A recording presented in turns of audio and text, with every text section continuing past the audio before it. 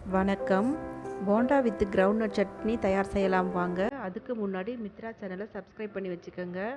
வேர்க்கடலை சிறிதளவு, காய்ந்த மிளகாய் 3, புளி, வெங்காயம் சிறிதளவு, கருவேப்பிலை சிறிதளவு, உப்பு தேவைக்கேற்ப, எண்ணெய். கடாய் சூடானதும் சிறிதளவு எண்ணெய் சேர்த்துக்கலாங்க.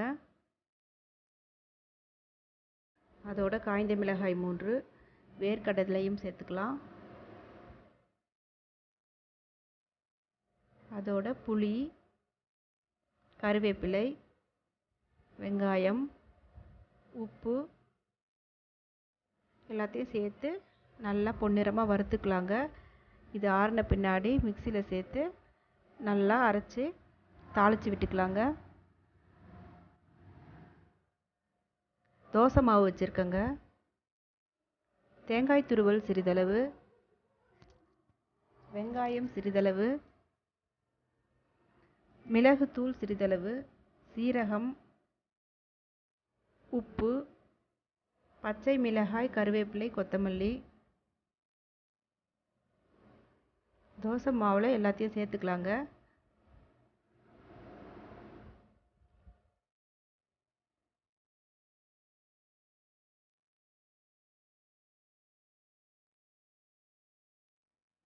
இது எல்லாத்தையும் ஒன்றா சேர்த்து கலந்து விட்டுக்கலாங்க.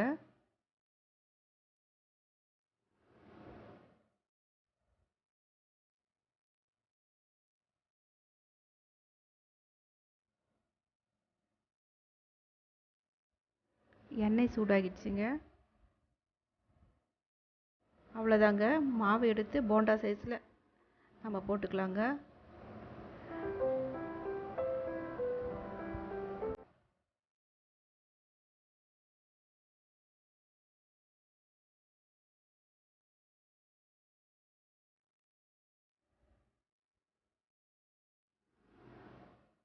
இது நல்லா பொன்னிறமாக வரும் வரை எண்ணெயிலே பொரியட்டுங்க.